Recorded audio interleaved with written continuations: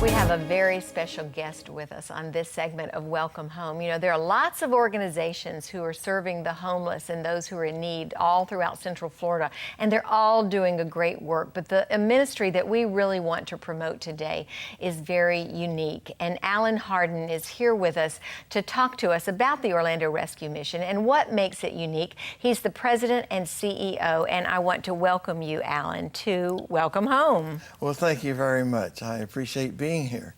Well, you told me before we went on the air that you are actually a Central Florida or an Orlando native, right? Yes, that's right. So this is your home. This is home. How did you get started with your work with the Orlando Rescue Mission?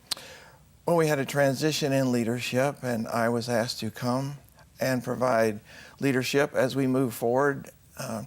And as we expand, the board had asked me to come and to upgrade our facilities, to expand our ability to reach people, to make a difference, to add educational programs, and to also add technology and computer programs for our people to help them with their education and ability to get employment. So you not only tend to their immediate needs, but you're trying to help these people to be able to go out into the real world and have a future, right? Oh, absolutely, and that's the key. That for the past 65 years, we have been here in our community helping our homeless, hurting, hungry neighbors to reestablish themselves, to become self-sufficient, to be able to care for themselves, and most of all, to have hope for the future through a relationship with Jesus Christ. Well, that makes you unique in and of itself, just the fact that you are really introducing these people to Jesus Christ. Absolutely. Are there other things, Allen, that make your center unique from some of the other homeless centers? The key is that so often we just simply provide for their immediate needs. We provide food, clothing, and shelter. We do that, but we go much farther.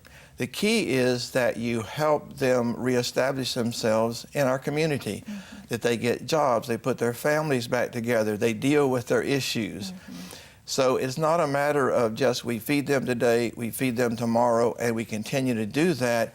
We want to take them out of this recidivism cycle of homelessness and put them back in the workforce, in a home, put their families back together so that they have a productive life.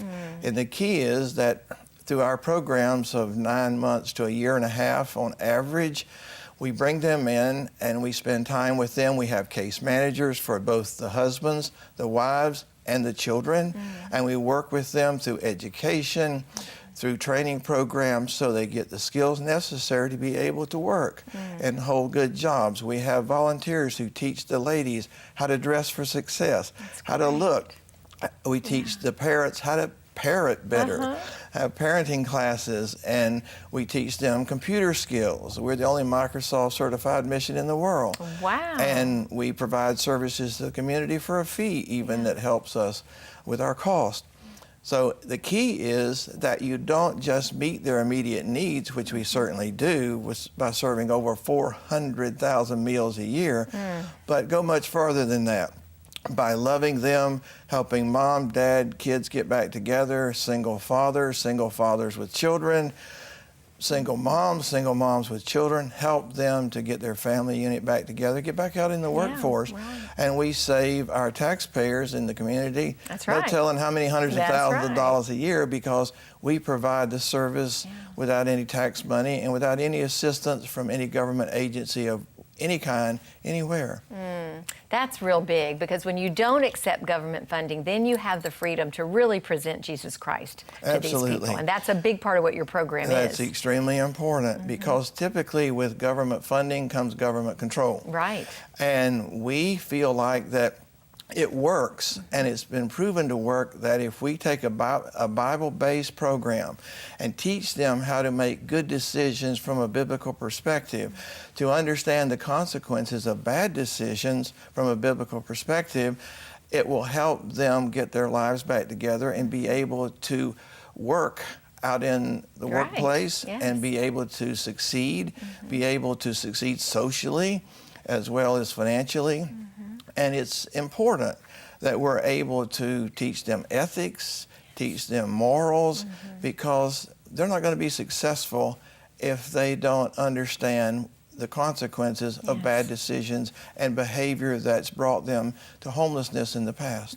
And it probably always goes back to the home. Maybe they didn't have a lot of that kind of training and teaching growing up, and so maybe that's why they're in a place where they are now as a homeless person or someone. Absolutely. Many of them have run into difficulties of varying types. Some of them actually had lived in gated communities. Their kids were in private schools. Wow. They had 2 cars and a great life 2 or 3 years ago.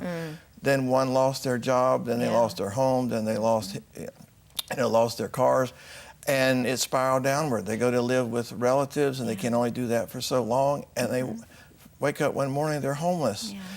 There are those people. I mean, we have people with master's degrees who had great jobs in the past. And then we have people who are on the street. We have people who maybe have had drug addictions and they've lost their jobs, they've lost their families, they're living on the street for one reason or another. But many of these people, most of these people, don't want to be living like that. Yes, there are some which are structurally homeless, but most people come to us and say, help me. Help me get our lives back together. You know, help us. We want to live a regular life. Sure, of course. That's what we all want. We want to be normal. Yes. We want to have the good life. How do we do that? And we simply ask them to commit to us, to our program. That they commit that, okay, we will do your program. And then we say, we will help you. Yes. Help us help you. And we can make it happen. We've done it time and time again.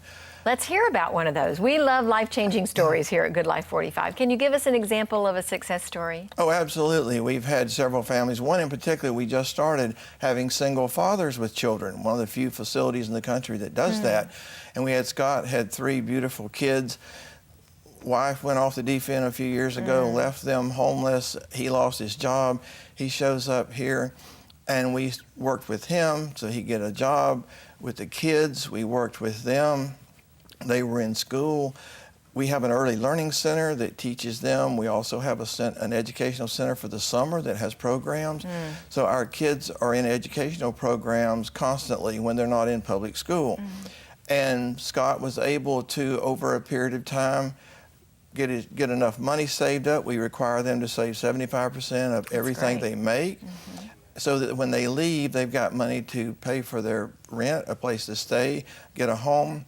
And Scott was able to do that and take his 3 kids and go back home where he had family that knew him and got his own place and got back out in the workforce and the kids back in school. It's a great story. Probably one of our most compelling stories is the one of a little boy we all love so dearly called Tatum.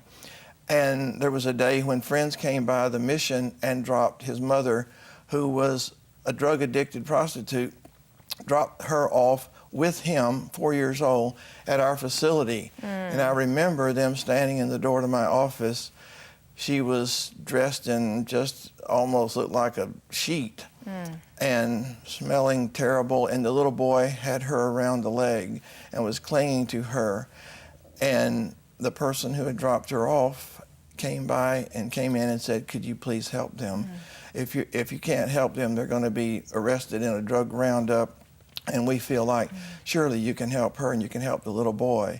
And we worked with them for over a year. We tried to help get her off drugs, different things. We even got her into government programs and what have you, and worked with her and the little boy. And we were never able to save her, but we saved Tatum. Saved the little boy. And that's now great. He is with loving parents, Good. and who happens to actually be family to his mother, who just for whatever reason, who could never get away from it. She just could not get away from it. Well, I can see the passion in your eyes. I know you love what you're doing there. Allen Harden, President and CEO of Orlando Rescue Mission. If you would like to be more involved in this ministry, there's information for you at the bottom of the screen. Thank you again so much for this information.